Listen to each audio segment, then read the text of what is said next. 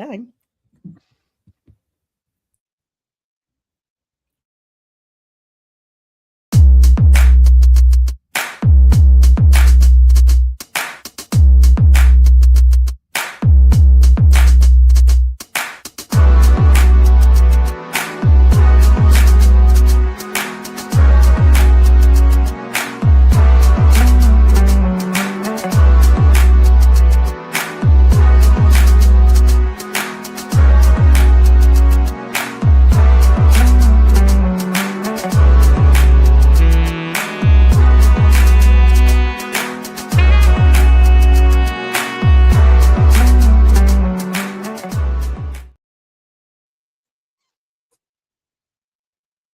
What's up, everybody? Happy Friday. Happy Friday, April 10th, 2026. Shout out to everybody. We're going to start this one off dedicating to my uncle. Got my Coke right here. He never accepted nothing but regular Coke, but he had all metabolism in the family, so he could drink regular Cokes. I cannot, so this is a nice Coke Zero. So shout out to my uncle. He's the reason why I have been doing this going into 12 years. April 14th. 2014 is when I started. So really, those years have been flying by. But now I'm joined by my amazing co-host here, my fam here, Mr. James J. Train Martin, Mr. N.O. Extraordinaire, and Mr. B.A. What Up Doe.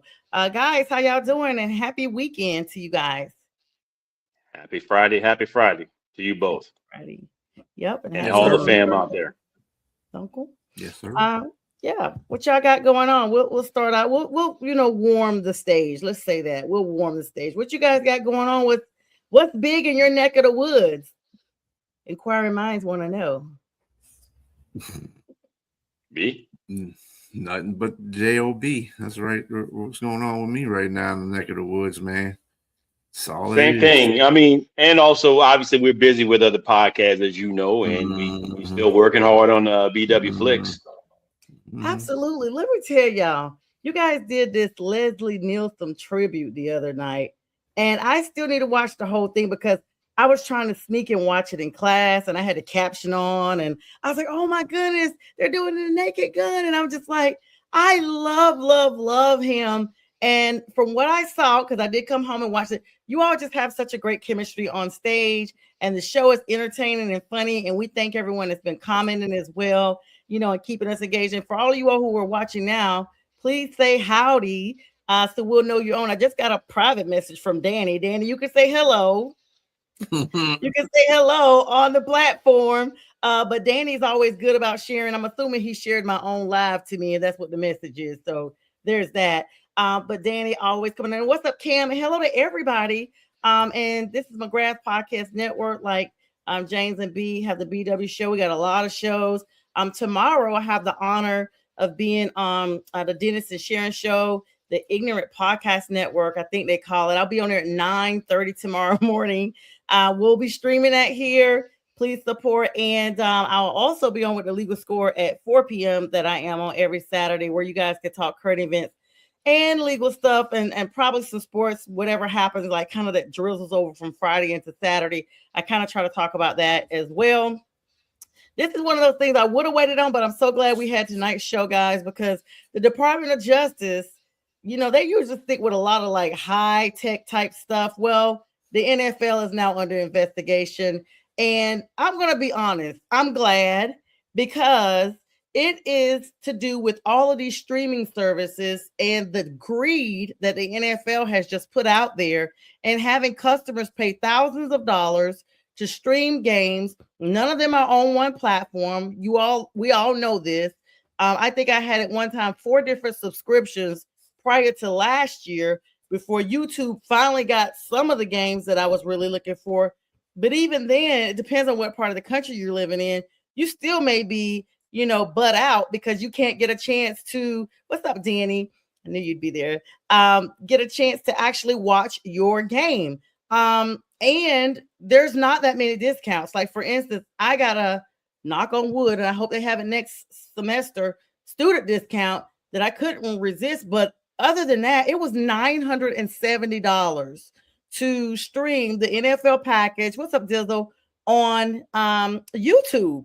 And I was like, oh yeah, no, I don't know what I'm gonna do, but I know I don't have that kind of money. And so, guys, I know James, you and I have actually talked a while back about even favorite shows that we watch. Sometimes, I know you have that little net where you will subscribe, binge watch them all, and then unsubscribe. And so you let them pile up and just kind of stay off social media so nobody ruins the spoilers. But B, what do you think about that? What's up, Danny? Okay, again. What do you think about that, B? I'll start with you, and then James, I want you to kind of dovetail off of that, because I do know your stance on it, and I know there are a lot of watchers and viewers right now that have the same attitude as we do about this. But that's all it is. It's an attitude. The Department of Justice can always investigate whatever they want to investigate. The NFL is a private company. They can do what they want to do. That's just the tall and the short of it. I don't like it either, but you know what? It's called capitalism, and that's what they do. You're just going to be shelling out money if you really want to watch the games. If people really want to force the NFL to make it a one package deal on some streaming, don't purchase no games. Don't purchase any streaming services that have the games on there. But nobody's going to do that because people want to watch other stuff. So yeah, it's not a win-win situation for the fans.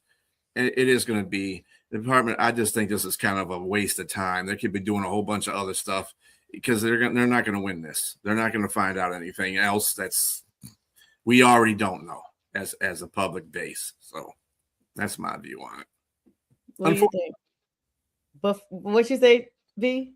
I just say unfortunately, but yeah, it's the way the cookie crumbles. What you think, James? Yeah, cookies are always crumbling all over the place, but there is a place called Crumble Cookie that has great cookies. And that's a shout out to Crumble. Yes, and if you want to sponsor us. Hey, I just mentioned you about your cookies. They're great. Anyway, in regards to this whole situation, B's right. Everyone would have to band together and say, yeah, I would love to know what you're saying, my man. I got to pick up a little more babble so that I can exactly respond to that. But hola to you, yes. See what she said. So, but yes, I mean, boycotting is the way to go. Boycotting protests, and everyone would have to band together. We'd have to be an organized machine to say, well, the NFL is going to fold and stop, but then no one's going to do that, and the NFL knows this because everyone is addicted to entertainment. Are you entertained? Are you not entertained? Of course they are, because billions of dollars flow right into the NFL every single year, and it goes higher and higher and higher, and yet we complain and complain and complain about the situation, but nobody wants to band together and get together and get something done about the situation that's being handed to them. It's like Bill Cosby on the Cosby Show when Vanessa, they found out Vanessa got married to her boyfriend or whatever, and it was just dumped in their lap, and he said it's like taking a nice juicy steak and placing it on a garbage can lid. That's how you presented that to us. That's how the NFL is presenting the NFL system to us. But we are taking it. We're taking it. Everybody's complaining about it, but nobody's getting together. Nobody's boycotting. Nobody's doing anything, and it's going to stay the way it is just because of that. Nobody banding together, like I said, organizing, getting together, and saying yes. I mean, you have to nobody's going to boycott on anything. You see people boycott Target for like one day or two, or whatever place it may be. Uber, they boycott them in remote spots. I remember I was driving Uber. It was a joke. I mean, nobody really makes. You think you're doing something, you're not doing anything. And when there's little small patches like that, you know who did great things? I mean, I got the right to vote because people boycotted and actually sacrificed things. They died, or it was sprayed with hoses, bitten by dogs. And this is what you're supposed to be doing, but it meant something. That was your livelihood. This is more entertainment. So maybe people don't think it's worth boycotting for. So people just going to get in their corner and complain about the situation and just keep going the way they are. Well, that's my rant. I definitely agree with that. And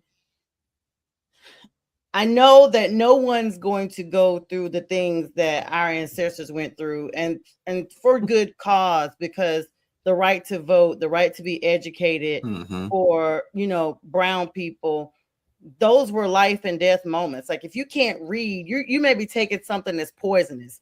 If you can't be educated enough to teach others or to teach yourself to be able to survive, that's the foundation of this world is education and being able to read. If you don't do anything else, you at least need to complete a 12th grade education so that you can coexist in this world. But the Department of Justice launched this antitrust investigation is what they're launching it under. And this probe is focusing on media rights deals. And even though, we say nothing will be done, it is not just exclusive to YouTube. It's exclusive to Amazon Prime, all those streaming services that exist that we, the consumer, has had to pay for. It is basic economics, supply and demand. They were like, okay, now you got women that watch football. So now you got to cater to the entire demographic.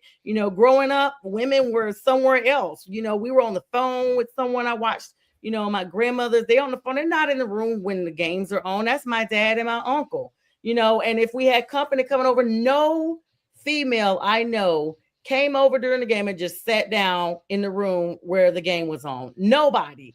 Everybody came through, they greeted, and when we were having events with our family on Thanksgiving, when the families all over and the games were on, no one was sitting there paying attention to that game. It was on, but the women were over in the kitchen, helping with food, talking to people, socializing, none of that stuff. But today, and because of people like me as well, we love football. We see that it's more exciting than we thought, and it's, engaging, it's exciting, but the DOJ, I hope they do have a way to come through this, B, because this is an affordability issue.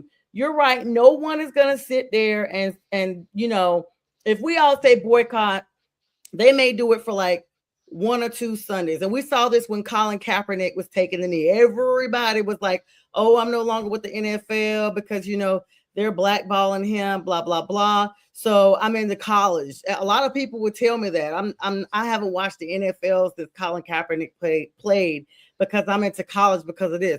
Well, it doesn't look like that now because guess what? Now we're talking about it. Now the pricing has gone up. I guarantee you 10 years ago, all these streaming services were not carrying the NFL. They had the NFL on Disney. Disney just brought some of the rights to the NFL. I talked about this last week on my Wednesday show.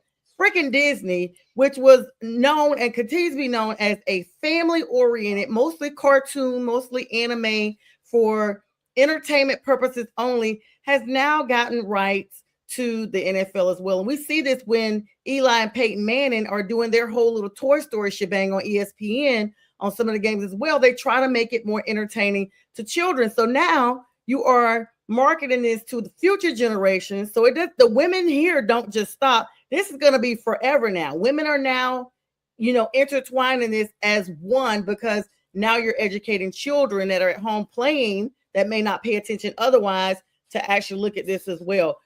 There is a loophole, though I will say this.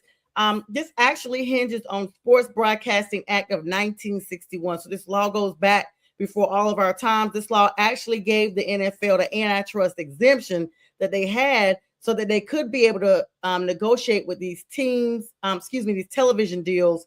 And now they've just gone crazy because back then it was free. It was free to be broadcasted on television. But now they are being investigated because the NFL possibly could lose that protection once it puts games behind subscription paywalls. So the subscription paywalls is what would be, and all of you all who have that legal mind know that is a contractual loophole. That is a loophole. That is a clause that was not addressed back in 1961. And as a result, here we are in 2026 saying, you know what? Oh, now you guys are paying. And it probably would have gone over a little bit had they not gone so astronomical with the greed, with the, okay, we're going to only air one game on CBS. We're going to air the playoffs on NBC. And if you don't have a local antenna, too bad, so sad. So guess what? We're going to Amazon buying a $12 antenna to get the local channels now. Because guess what? YouTube blocks out the local channels unless you have a YouTube overall subscription. If you just have the YouTube NFL Plus, you're not getting local channels. I know. So this is the thing. In March of 2026, Congress got involved. It started with Senator Mike Lee, the chair of the Senate Antitrust. He actually started this whole thing with DOJ and asked them to look at the distribution methods that was going on. And then in 2025, that we just wrapped up, if you go back just a little bit, these games were spread across 10 different streaming services, y'all. 10, including that YouTube season opener exclusive that started in Brazil. They literally started it there. So if you all remember, there was a previous YouTube lawsuit and it was a class action suit. I got a note about it. I didn't even pay attention because I think it was $5 after the fact.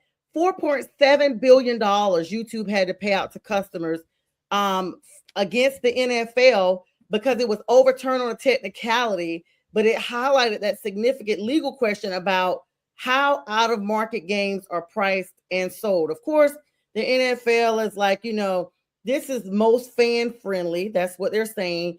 They said 90% of the games still air on free broadcast networks. I'm like, what games are those? They're saying CBS, Fox, and NBC actually air 90% of the games, and that all local games remain available on free TV in the competing teams' markets. But if you're like J-Train and myself, we live in Atlanta, and our teams are Carolina and New Orleans. We never see our teams. Number one, the Falcons are our rival. They would not even give us the grace to air us on Fox unless we're playing them. And there was one time, I never will forget this. The Falcons were on a bye, and the Panthers game was on the directory, on the actual menu to play. I never forgot. Had got my food ready, sat down, like, okay, the Falcons on the bye. Y'all, they played racing. It tuned into racing. They did not even air the game, and it was on the menu it was on the agenda for the day. I can't think of the word, but that right there lets you know that they may say 90% of the games are available, but they clearly are not. And so I know, B, you probably don't go through this too much because you're in the Michigan area, you're in Detroit, so you get a chance to see your Lions. But to stay out of market, and okay, if you want to see them, then you're going to pay. Then that just makes people go and buy them broken fire sticks. That's what happens at the end of the day. But we'll see how this goes because this is a big stickler, and I know a lot of people have interest over this. I mean, free enterprise capitalism, it don't make a difference. It'd be one thing if some people get like the Target thing that James was talking about one day. That doesn't do anything to the corporation trust. It's definitely not going to make a dent in the NFL if that happens. This is something that's got to be like, what it is? The American people or the people that subscribe to whoever's an NFL fan, because subscriptions and streaming networks are all over the world. So you got to understand that fact too. It's just not Americans that are having this issue. It's probably everybody around the world that has a streaming service that has to pay for it. So, I mean, that would take everybody astronomical numbers to stop doing that. Yeah. And like I said, the DOJ could do whatever they want. It's capitalism. The NFL is doing everything within the line of the law. And believe me, they know the law. They have attorneys there that are probably more experienced than anybody on the DOJ is right now. So you got to understand that whole thing. I know it sucks for us as fans because we can't see certain things at certain times, or we got to pay to see something. But you know what? That's just the way that this time and age is becoming. So either get used to it or just don't watch it, or you watch the local stuff. And I know you guys are in Atlanta and you got two different teams you watch, but in fact, they are correct in the fact that they will show local games because they'll show Atlanta games because they won't show a Carolina or New Orleans Saint games. Well, they're not local. They're in their division, but they're not local. James would have to go to Louisiana to get a local, and you would have to go to Carolina to get a local. So they're doing what they're saying they're doing. It's just screwed up. That's all. So for me, there are a lot of teams out. There are a lot of fans, like Sonia said, that are displaced. that live in other cities that would love to watch their team's games. Maybe perhaps the NFL can create packages for people like that, where you can actually have just your team package. You can create something like that. I mean, I know somebody's thought of it, but it's probably not lucrative enough for the organization to do anything like that. So that's why. But I mean, that would be excellent for people like myself, for Sonia, who are displaced team wise. You know, they live in another city from where their team is, and so for me, like say for instance, I do live in Atlanta. I would love to have a package to where I could watch all New Orleans games at a certain price. I would just do that versus because a lot of the other games I watched them, but I watched them out of necessity to talk Yeah. about to be on this show. But the rest Mhm. of the main games I want to watch are for the Saints, New Orleans Saints, and I don't get to do that because, like you said, Sonya, sometimes something may show up as if you're going to watch it, and it may get nixed just Yeah. at the last minute, whether it Mhm. be a blackout or whatever case may be. Something may happen, but it does happen, and that's I unfortunate. I think for That's me, what B brought up, and it made me think about it. I would accept that if I'm not thinking, okay, when I go to Miami and I see the Panthers playing there, they're clearly not in their network. And Florida has NFL teams, but you know what they do? They air them on CBS. So the Panthers are still aired on Fox. So that's the problem I have. Okay, Atlanta, we get it. yeah, the You AFC guys own NFC Fox. thing. Yeah. But there's been games that the Panthers play that are aired on CBS. If the team they're playing has an agreement with CBS, then, but for the most part, they're in Fox Charlotte. But at the same time, it's really, really crazy. Yeah, Danny, I agree with that. All right. Well, we'll, as we say, the verdict is still out on that. It's Let's move it's over. Yes, this B? just one thing before we move to the next one. The Sure. NFL don't care about you, me, Yeah. James. Don't care about that. They care about the almighty dollar. And same thing they do about the players. So yeah, yeah. Unfortunately, James, same thing. Yeah, they don't Get him care a about sound us, man. effect. They don't Get him, care. get him a crying They effect don't or something. care. All I gotta say is that they don't really care about us. They don't really care Right. about us. Yeah, so we know this. We know they don't care. And at the end of the day, no one cares. Let's be clear. The world is a cold place. No one cares except the people in your own home. I learned that a long time ago. And if anyone else shows you an ounce of compassion, you are extremely blessed. So you have to just know. So overall, we know they don't care, but we still will keep you guys posted because we're all interested. And I'm sure you all are because you're watching a sports show. Let's move over to a little bit of talk. Of course, the NFL draft is only a couple of weeks away. Are you guys excited? So Eh, excited, actually. So excited. Less than eh. 2 weeks away, April 23rd through 25th. And analysts have actually been asked about, of course, to break down, the latest intel on. We already know about Fernando Mendoza. I told you guys on Wednesday he's decided he's going to stay with his family in Miami to commemorate his draft. He's still expected to go to the Raiders at number 1, but we know switcheroos do occur. However, his mom's health is questionable right now. And so that is the reason why he is staying with family. And so we, of course, send, the best of well wishes for her. But draft buzz is everywhere, guys. And what we're hearing right now is the New York Jets at number 2. That's been the buzz this entire week. And a lot of predictions about who's going where and what have you. What are you guys' thoughts on the draft? I mean, this is not the best draft class. Let's be clear. Everyone's talked about how Arch Manning coming out or not coming in, should I say, has messed it up. But I'm gonna be honest. I just have not heard too much beyond Fernando Mendoza. It's just like that's where everybody's been hyping, and it's like the other people the other players that are in line to be drafted. There's so much instability about number 2 and number 3. We've seen this narrative before, even back with Bryce and CJ, the number 1 and number 2 every year. And the closer we get to the draft, this is what we see. So let's do it a little bit different.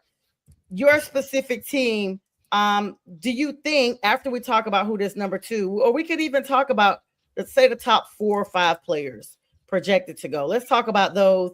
And this year, fortunately, the Panthers are not in the top 10. Thank God. Wow. Feels so great to say that. But and we don't owe nobody no draft picks. Yay! We actually Wow, got out. you are debt free. We are debt free. You know, we paid for Bryce so long. It feels great. So I'll just go last. Let's start with the Saints extraordinaire here. Who do you see going at number 2 and 3, 4, 5? And then what would the Saints needs be going into the draft? So the Saints needs, and there's been a lot of speculation and talk that right now they've been having in the top 30 picks that for visits, they've been having wide receivers come in. So you had the likes of Cardinal Tate. Today, Jordan Love, not Jordan Love, Jordan Tyson came in today as well. And they also had Chris Bell out of Louisville. So a lot of receivers have come in, but I don't know. I really think there's a lot of speculation of Caleb Downs, the slot slash safety cornerback, safety extraordinaire, high IQ, national champion with Ohio State. I think he's going to be a really good player, and he may not fall to the Saints within the number 8 pick, but if he does, out of all the players that would be there, he's the one I'm more excited about receiving it, and that's Caleb Downs, the safety out of Ohio State. Now, if you want me to go through the top 8 picks that before they get to me, I have my idea where players will go. Yes, absolutely. Okay. So number 1 overall, I think everybody knows it's no secret. Fernando Mendoza is likely the consensus overall number 1 pick for the Las Vegas Raiders. He's the quarterback. The Steelers draft. Absolutely. Yes. And not, but it's not going to be Blade. It's going to be Nino Brown. You need a Nino Brown there, brother. Yeah. You're gonna need a Nino Brown there. Not Blade. It's going to be Nino Brown. Like Mike Tomlin. They had a Nino Brown there. Because he's going to tell everybody, sit your $5 ass down before I make change. And you know what? He kind of looks like Mike Tomlin a little bit, so it wouldn't be too far removed. Yes. So with that said, yes, Fernando Mendoza, number 1. It's going to be either Arvell Reese out of Ohio State or Bailey out of Texas Tech, the Red Raiders, defensive edges. That's going to go number 2 to the Jets. And Jack will be happy or pleased with that. At number 2, not even the Jets can mess that pick up. I mean, but maybe they can. Yeah. I mean, and knowing Jack's team, that they can. They got 2 picks in the top 16. Number 16, they have a draft pick as well.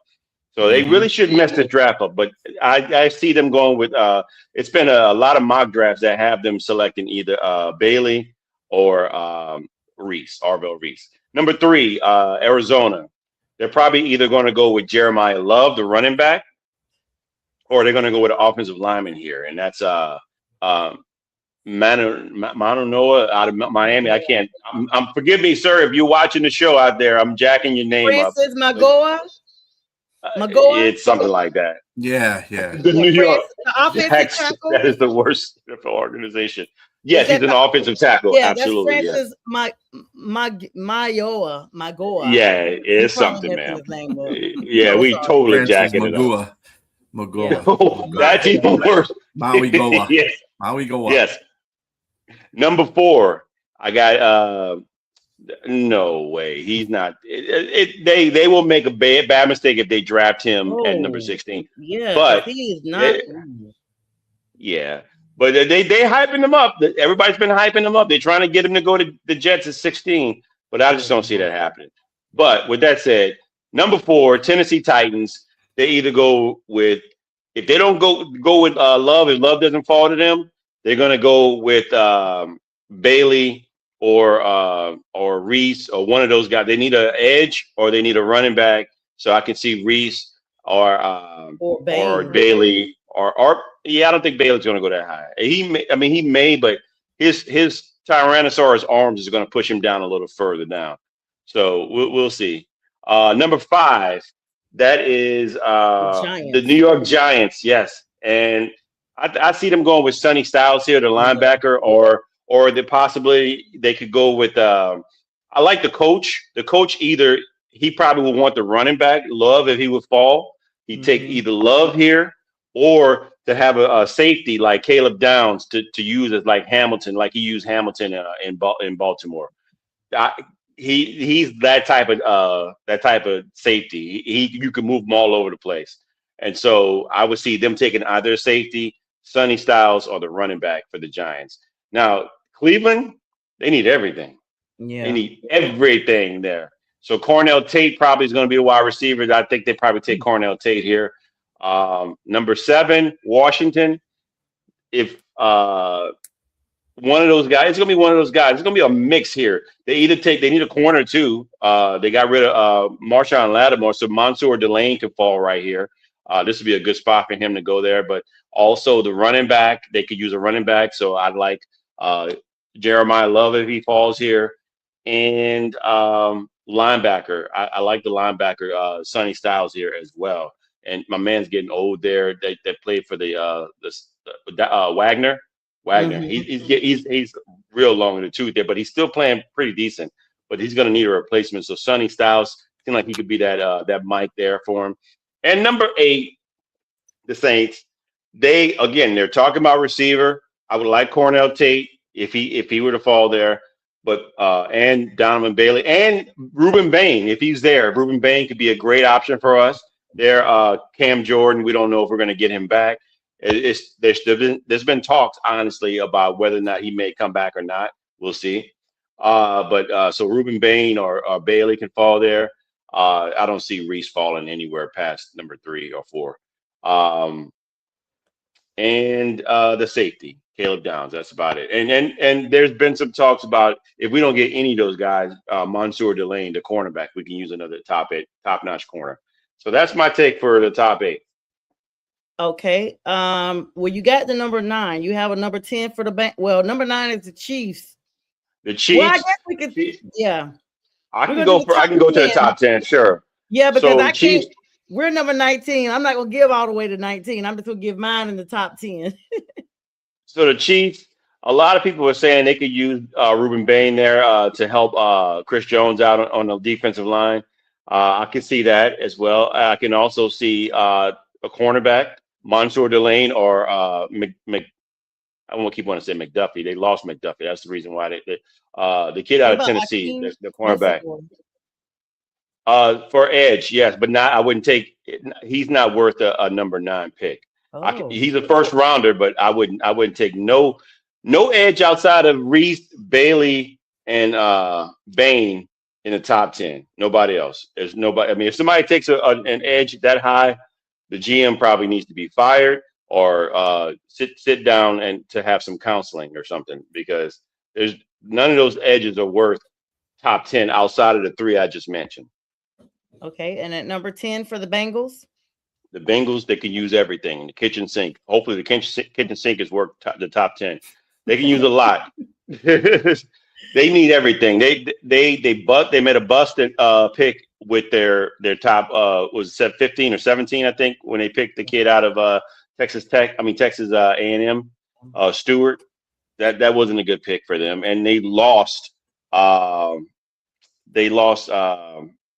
T-Rex to the Ravens, and that's what's his name? Hendrickson. They lost Hendrickson. Oh, so if Tate's not going to fall that low, brother. He's not going to fall that low. I just think that they could use maybe they could use another weapon. That's what I heard. I heard a take by somebody. They said they don't have anything defensively, but if they want to keep shoring up their offense, why not go for the tight end Kenyon Sadiq out of Oregon, who ran a 4.38, and he's like 6'5", and nobody's ran that fast since Vernon Davis, the last great tight end that ran that days, and he could be the next replacement for Travis, whatever Travis' last name. I'm sorry, Kelsey. Travis Kelsey. Yes, no, it's not Kelsey. It's Taylor, right? Swift. Yes, Taylor Swift. Yeah. Look, Kelsey, I know, right? Swift. Taylor. All right. Well, that's a great take, James. And we will continue talking about that when we come right back. About to go pay some bills with B. But James, definitely good picks. We'll talk about that here in about 1 minute, guys. We'll be right back.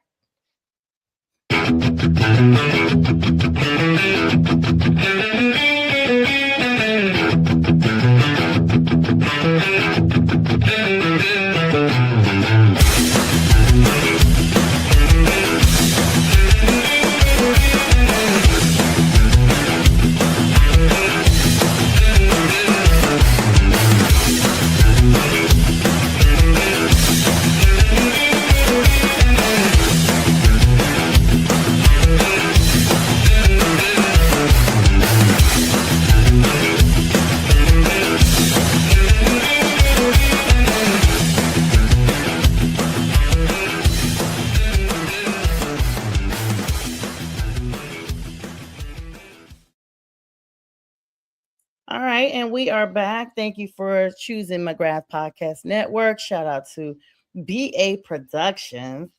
And welcome to the second half of our show. We are talking none other than NFL draft. We are talking about our specific draft picks.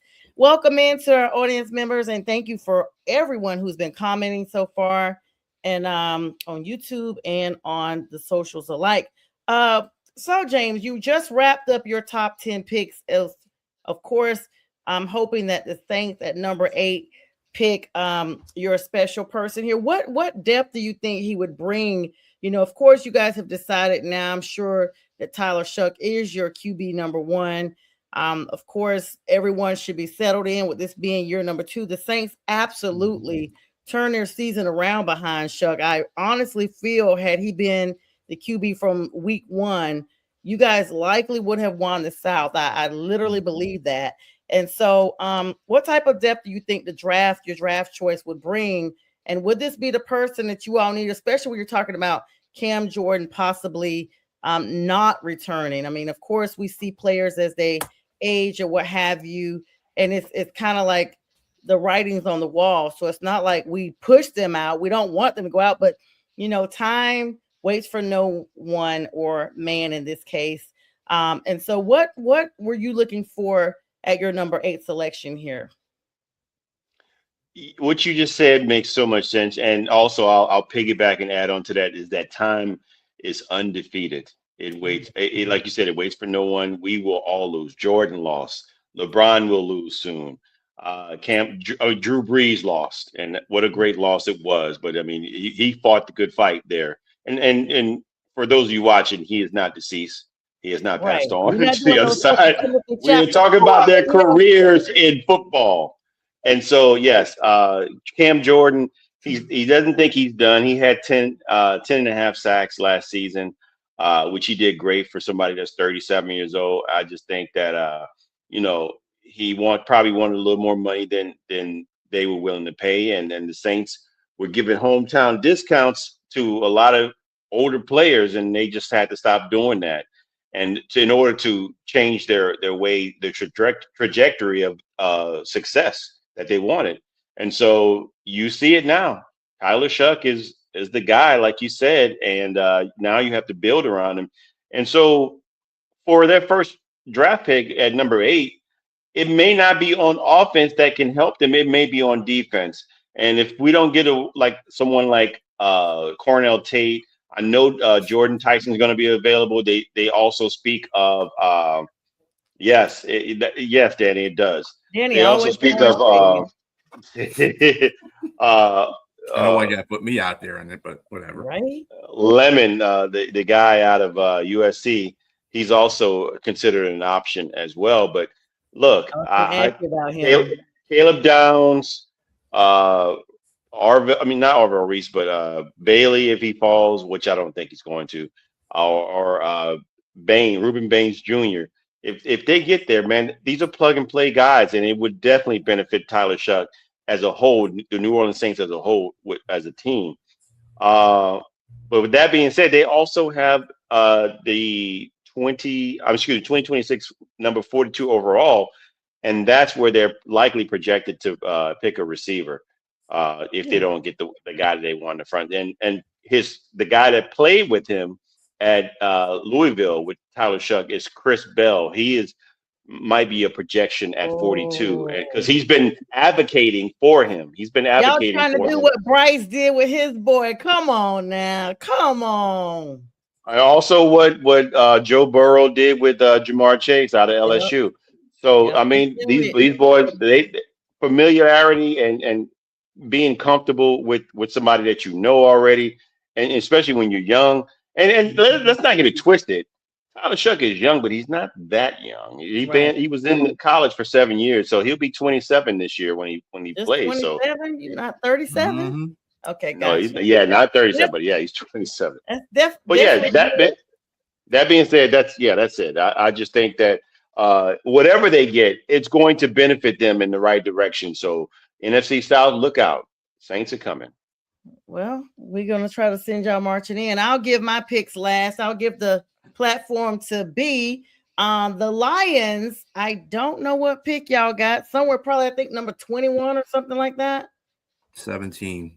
Excuse you. Wow. Okay. I don't know how, but anyway, 17. I was trying to give y'all around hovering around us at 19, but you guys were in the playoffs. But nonetheless, Yeah. all right, B, give me your top 10 and your number 17 pick for the Detroit Lions. Well, besides the shade that you're trying to throw at me, Oh my which, gosh. No, whatever I it try is. to reel it in. Anyway, I'm not going to go 10 picks because this is just, I know everybody wants to hype the draft up to get these players into their teams, but this is not a very good draft at all. I figure the first three guys that are on the board, besides Mendoza, are probably the best players you're going to get anyway. So this is how I'm going with the draft in the first five. Of course, the Las Vegas Raiders are going to be taking Mendoza. That's probably a given. I haven't really heard anything from that point. I haven't heard any swaying from that first round pick. So we'll go with the flat Mendoza at number one. Now, number two, the New York Jets. I think they're going to actually go after Caleb Downs because they need a safety. They need something to help that defense out. And usually safeties, you start getting good safeties, you start improving that defense because the safety is the last guy. If he's a really good guy, you got to look at the Super Bowl teams that have been, teams that have been in the Super Bowl. Safety is one of the players. The Seattle, as a matter of fact, their safety was extraordinary in the playoff run. So you have to go by that. I think the Jets need that. They're going to take a while to build on their team anyway, so it's not really. They're going to just put in good players where they can put them in. So I got the Jets taking Caleb Downs at that pick, and then at number three, I think Arizona should go with Reuben Baines, because they need an edge rusher. Their defense is still kind of malaligned from what they had last year. I mean, it was kind of a disaster considering the fact that Gannon was a defensive guy. He came from Philadelphia, and that defense was still not that good. And they got players, too. They had got players on the free agency, but they just didn't have any good – I don't know what was going on, the continuity, whatever was going on. So I got them taking Baines. And then at number 3, which is the Tennessee Titans, due to Pollard only being his on his contract for 1 year, I think they will go ahead and grab Jeremiah Love for the running back of the future. I think that's a good move. I've kind of been thinking that's what they're going to do because they do need a running back of the future. Pollard is getting older, and he's on his last year of his contract. Now, Spears is a good running back. No doubt. But with Jeremiah Love, you basically got a whole package in one running back. And that will probably spell Spears, which will probably be good for both players, actually, to tell you the truth, if they're on the same team. So I got them taking him at that. And number 5, the New York Giants. Now, this is a really weird thing here. I actually think they're going to go offensive tackle. Well, you have somebody to be back there not chasing Dart around all day, because Dart doesn't know how to. He doesn't know how to dive or anything like that. I mean, he's got like 17 concussions already. That's because he's running for his life back there. So I think an offensive tackle for the Giants would be good, and I think they will take the guy that we can never pronounce his name. Francis Mauga, whatever. As far as the Lions are concerned, they're either going to go with an offensive lineman or, I mean, the way that they've been hoarding basically offensive linemen during the offseason, during free agency. And I feel that they're trying to go defensive end, but you know what? I don't even know what these people are doing here in Detroit. So either it's going to be offensive linemen. I like Proctor, a couple other guys that are out there for the offensive line that the Lions were talking about. Penn State lineman. Oh yeah, that Penn State guy. Ione. He's another guy. I had him on my yes. And Caleb Lomo is another guy that they've been talking about as well. They also, as far as the no Lomo. Linda. Defensive lineman that they got up there, I don't know if Kedrick Falk will be that low at 17. I don't think that's going to happen. But they have the other end for Miami, Mesidor. I think they said that's a guy they were looking at as well. So if they get either one of that, I mean, it is what that is. Like I said, I don't know which way they're going to go, tell you the truth. They can come out of the blue and get a corner. I don't know what they're doing. They're not giving out, and this is what the Lions do every season. You don't know who they're going to pick. When they could move up in the draft, they could move down in the draft. It's what Brad Holmes does, but I'm just making an assumption. So based on that, but yeah. That's what I get. There's going to be a lot of trading in the top half because you're looking at, for the premium players, I say there's maybe 10 to 12, if that many players that are worth what those picks are. Yeah. And let's not sugarcoat it either. Mendoza, because of the fact that he won a national championship, he's a Heisman Trophy winner. That is the only reason why he's number one. He's not really a number one quarterback either, to tell you the truth. But because the Raiders have a need at that position and they need a quarterback at that position, they don't have any quarterback at that position really that's going to take that team through the season. And they just got Kirk Cousins. So I think this is going to be the perfect situation for Mendoza in the first place. Kirk Cousins can start some games. Mendoza can sit behind him with the clipboard, get some veteran leadership there. And that would be great for Mendoza, but I just don't. I don't think he's worthy of a number one pick. But it is what it is. Well, saving the best for last. J Train threw a shot and said, "Watch out, NFC South." But we'll talk about that in a minute because clearly my Panthers are in premium position. But let's run through my picks for number one. There was a few of them. 1 through 10. There was a few of them that I actually agreed on. I had 3 charts. I had a couple of the ones you guys said, but of course, there's no debate about Fernando. I had Arvell Reese for the Jets at number 2, the edge.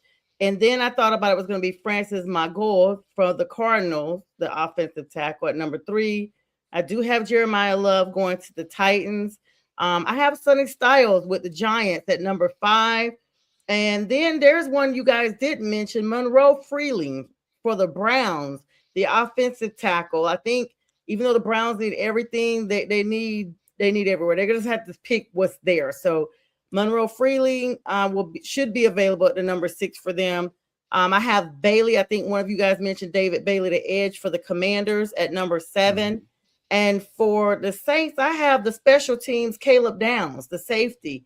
I think that the Saints are a very complete unit, to be honest with you, and they don't have that many holes to be filled. And so the special teams is always the clincher in divisional and high stakes games. And I think putting that draft pick in him would be very conducive for, the long run with them, especially those nail biter games. For number 9, I have Reuben Bain Jr. going to the Chiefs. The edge, I don't have a tight end going right now.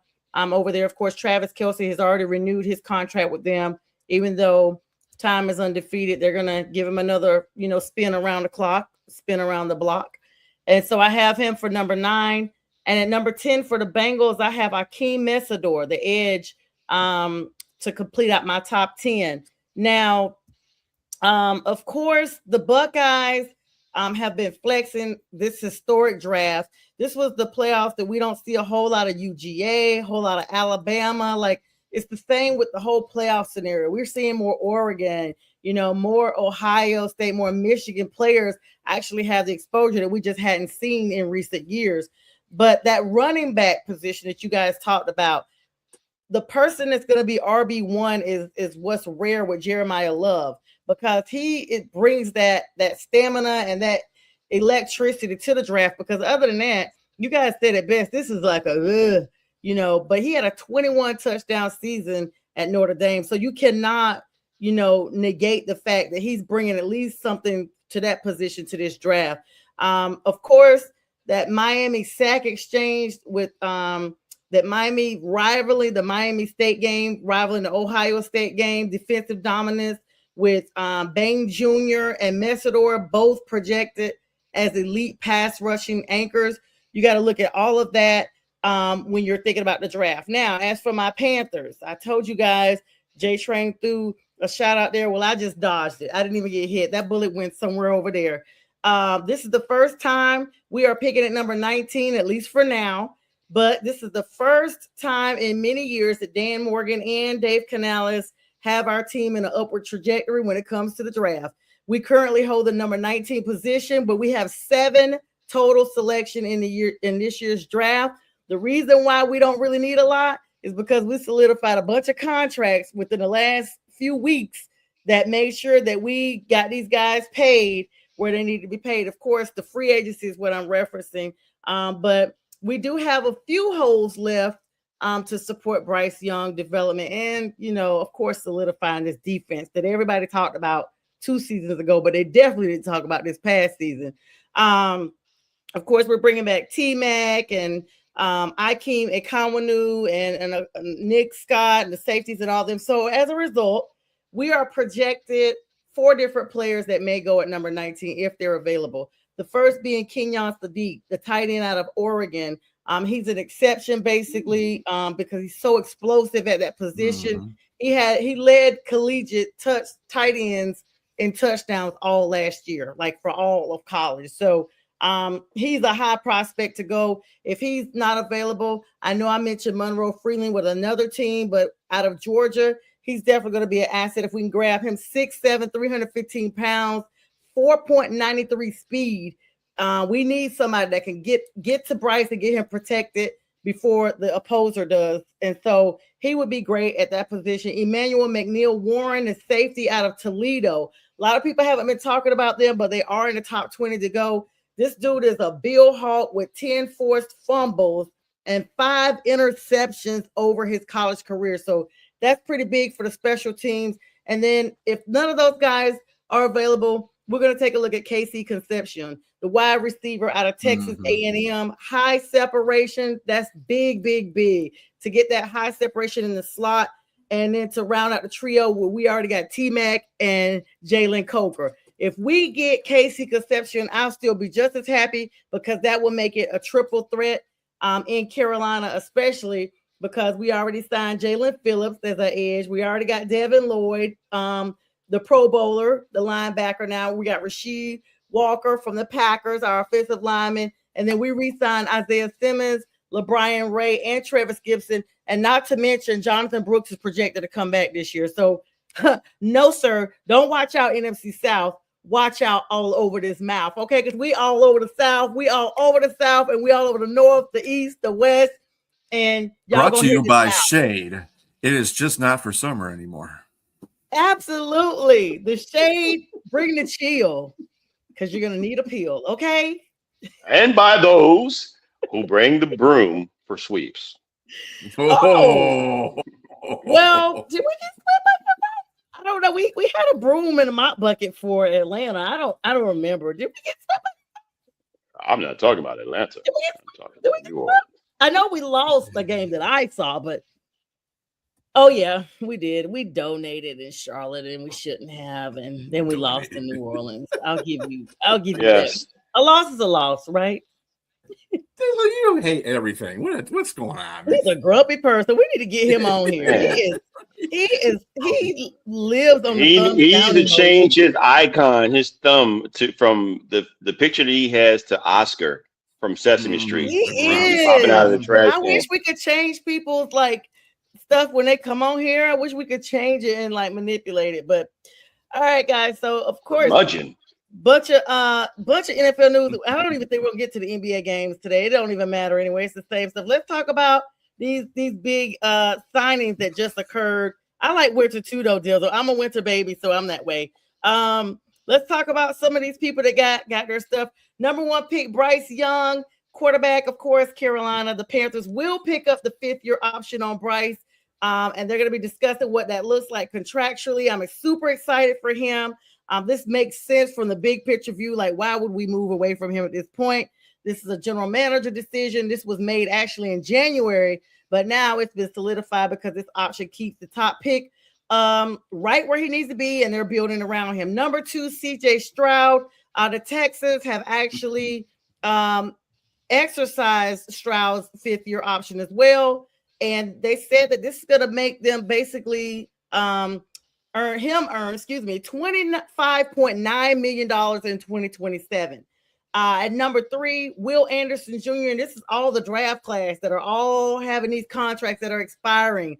Will Anderson Jr., the edge out of Texans, also exercised his option, $21.5 million for the 2027 season.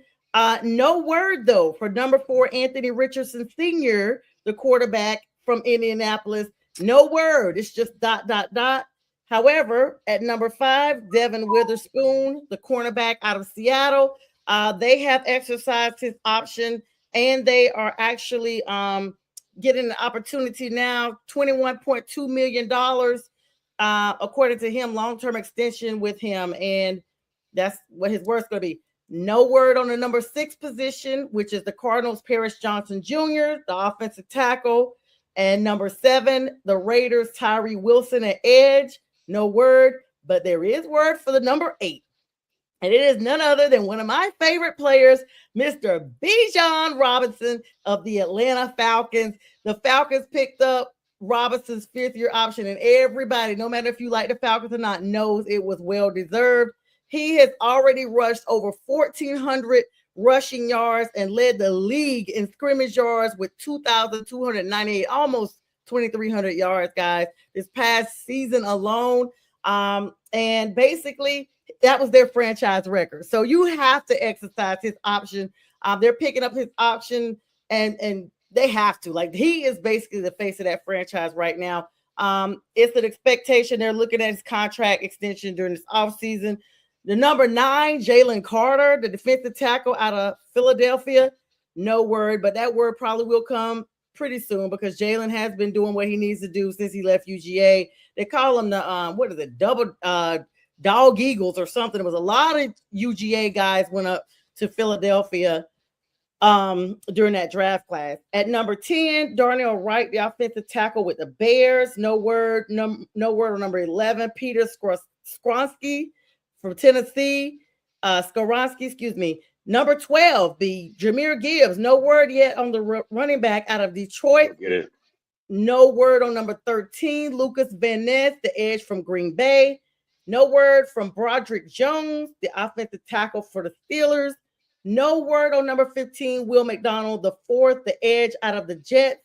And no word on Emmanuel Forbes Jr., the cornerback there out of Los Angeles. I will say Jordan Addison for the Vikings at number 23. And I think I actually kind of skipped one. Excuse me, guys. Number 17, my bad, guys. Christian Gonzalez for the Patriots. He will be getting his 5th-year option exercised, and it is going to be only 18.1 million. I had to look like, is that true? 18.1 mil is as much as he's done for them. But number 18, another Detroit Lion, Jack Campbell, no word for the linebacker. Number 19, Tampa Bay. What'd you say, B, about him? They'll sign him. That he's a priority. Even over Jameer yeah, and right I know now. I'm running through them fast. I'm trying to run through them so y'all can, if y'all have, just interrupt me. Kalijah Cansey, no word, but number 20, Jackson Smith and Jigba, absolutely. The wide receiver out of Seattle. has Well, been signed. he's got a. 23 They signed him right. 23.9. However, this brings his 4-year total to $168.6 million for a contract.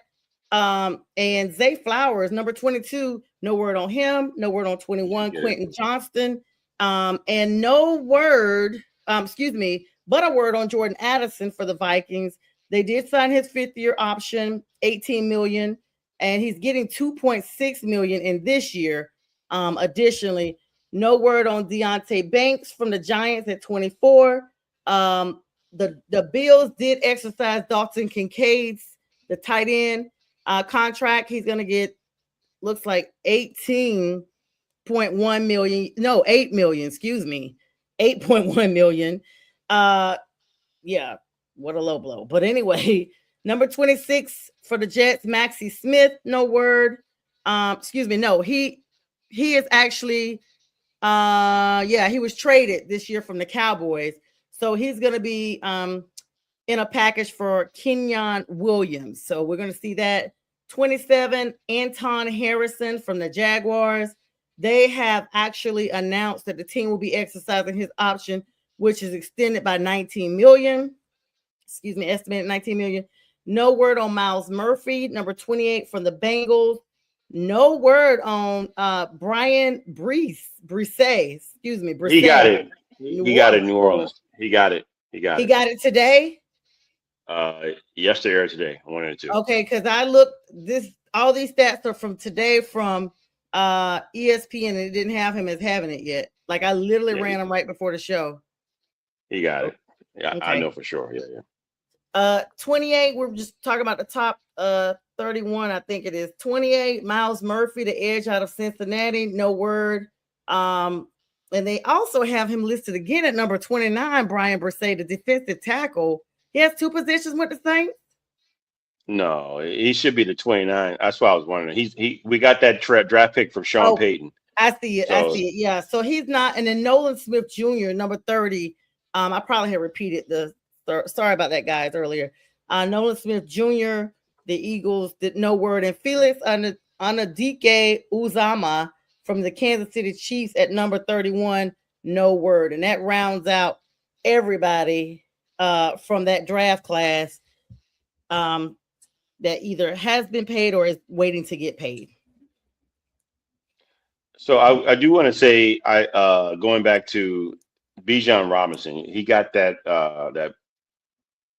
exclusive 5th round option, but Atlanta needs to pay him. They need to pay him now and get ahead of that, because the type of running back he is and what he's putting on the field, I mean, he's leading the league in scrimmage yards, and he's their number 1 option on offense. It's not even a question. That's the dude, and you got to go ahead and pay him. I mean, especially looking at what running backs, it's starting to go up. You're starting to see what running backs are getting now. The price is going up, so you might want to get ahead of that, Atlanta. Because if not, I sure wish we'll take him in Carolina. I know we got people, but y'all seen Rico Dowdle and got up out of there, so we could, nobody wants to share that space. But the running back life is a short life, so it's always great to have that tag team. And let's be clear, in Carolina, Dowdle was the difference maker back there with Chuba, because Chuba was back there, and then all of a sudden Dowdle came in, we started winning games. So even though Dowdle got mad, like, hey, at first it was all kumbaya at first, and then it was like, wait a minute, whose role is this? It served a purpose. B, what do you think's going on? You guys, I know y'all are going to extend Jahmyr Gibbs for sure. Now, let me put it to you this way. Jahmyr Gibbs is going to be in a new offense this year. 1, he is going to be the breadwinner in this offense. Doesn't have Montgomery no more, obviously, since the dum-dums decided to trade him. But anyway, the point of the matter is he's going to be taking the load of the carry. Isaiah Pacheco is not going to be the guy that Monty was. He's going to probably be the spell guy. So Gibbs is going to take it 80, 20, 70, 30 most of the time. The offensive line is going to be brand new. So that's going to be something that's got to be looked at too. So I wouldn't pay him until he proves to me that in this new offensive line that he can do the job. Okay, and they got a guy that's a good running backs offensive coordinator in Petzing. So we'll see what happens with that situation. They're definitely going to pay Jack Campbell though. I Jack was just Campbell about to ask. is a Linebacker. dog. He is a very good linebacker for the Lions, and he's probably going to be their because they just got rid of Anzalone. I mean, well, Anzalone signed, they didn't get rid of him, but Anzalone signed with Tampa Bay. So he's the guy now. He really is the guy. So yeah, they're gonna sign him. They're gonna sign him before they're gonna sign Jameer. But like I said, it's whatever Jameer does this year. I think that's what they're looking at. Okay, it makes a lot of sense. And as you say, you guys see, Carolina doesn't need to throw up anything. We've already taken care and secured our players, so there's no comment for the Panthers. We're in a great position draft wise, and we've already paid our guys. And so it's a great place to end with a great smile. I thank James and Brian for joining me tonight. As always, Friday with the Fellas. I think I forgot to tell y'all this was our platform, but you know who it is. Y'all returning guests and return guests every time. We appreciate you so very much. Join James and B in the Morning with Jack Hirsch for the Sports Debate Show.